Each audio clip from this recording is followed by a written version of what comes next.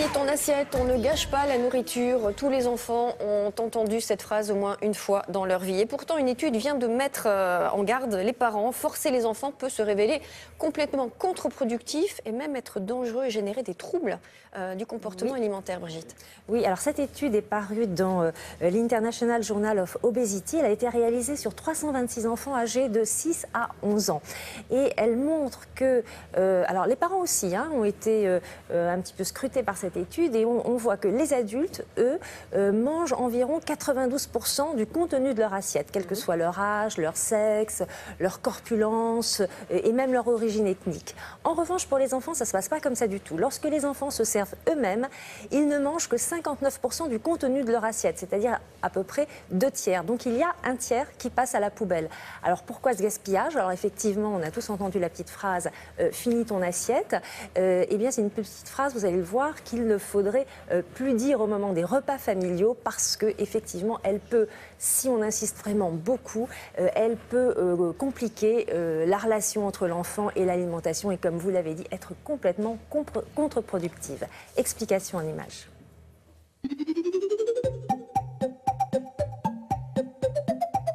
Comment on peut expliquer que lorsque les enfants se servent, ils ne finissent pas leur assiette et selon cette étude, ils ne mangent que les 2 tiers de leur assiette? Tout simplement parce que l'appétit est parfaitement régulé chez l'enfant.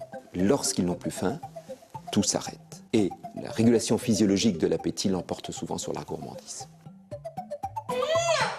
Pourquoi ils se servent plus? Parce qu'ils ne sont pas capables d'évaluer la quantité qu'ils vont ingurgiter. Et donc la solution, c'est que ce soit les parents qui servent leur enfant pour éviter tout gaspillage. Alors les parents s'inquiètent lorsque régulièrement l'enfant ne termine pas son assiette. Il faut bien distinguer 2 situations différentes. La première, c'est lorsque la diminution de l'appétit est brutale. L'enfant mangeait bien et tout d'un coup, il mange moins bien. Là, il faut absolument voir un pédiatre pour voir s'il n'y a pas une maladie sous-jacente qui explique cette diminution de l'appétit. Mais lorsque cette diminution de l'appétit existe depuis tout le temps, il faut surtout se rassurer. Il s'agit très vraisemblablement d'un petit mangeur, c'est-à-dire d'un enfant qui adapte son appétit à sa corpulence qui est souvent fine et donc il mange peu parce qu'il n'est pas très gros.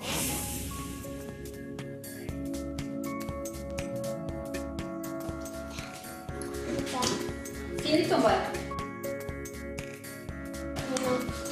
T'en veux plus?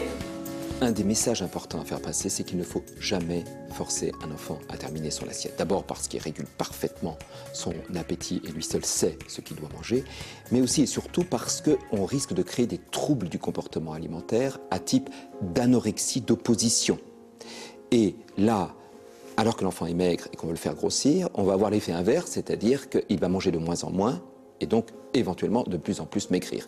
Et à l'extrême, ce qu'on peut voir, c'est que l'enfant a tellement peur d'être forcé que dès que ses parents lui présentent l'assiette, il va avoir des efforts de vomissement, des nausées, pour bien faire comprendre qu'il en a assez d'être forcé. Donc, pas de forcing alimentaire.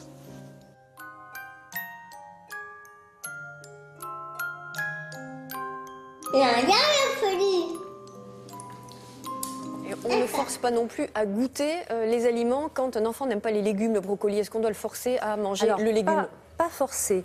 En fait, on s'aperçoit, et des études l'ont montré, que la bonne méthode, c'est de proposer à plusieurs reprises des nouveaux aliments, des nouvelles saveurs, parce qu'il y a notamment un âge entre 4 et 7 ans où beaucoup d'enfants ne veulent pas goûter à des nouveaux aliments. Et même certains vont très loin et ils font ce qu'on appelle une néophobie alimentaire. C'est-à-dire qu'il y a vraiment une sorte de peur des aliments nouveaux, les légumes, les haricots verts, les brocolis, les épinards, tout ça. Ils ont l'impression que c'est vraiment pas bon. Donc la bonne méthode, selon toutes les études qui ont été publiées, c'est surtout ne pas les forcer, mais leur présenter à plusieurs reprises. Et apparemment, c'est ça qui donne de bons résultats. Et l'enfant finit par accepter, au bout de plusieurs fois, de goûter le nouvel aliment qu'il croyait finalement détester. Un livre de Oui, professeur le Tougnan. livre du professeur Patrick Tougnan aux éditions Odile Jacob. Réponse à toutes les questions que vous vous posez sur l'alimentation de votre enfant. Une petite astuce quand vous avez un enfant d'âge moyen qui n'aime pas les légumes, il faut lui dire qu'est-ce que tu veux, des carottes ou du brocoli? Là, il est obligé de choisir entre les carottes et le brocoli. Et souvent, ça marche. Enfin, à 10 ans, non, et plus. Mais Ça, c'est votre petite méthode. Expérience vécue, ça peut marcher. Ça sent le vécu. Merci, Brigitte.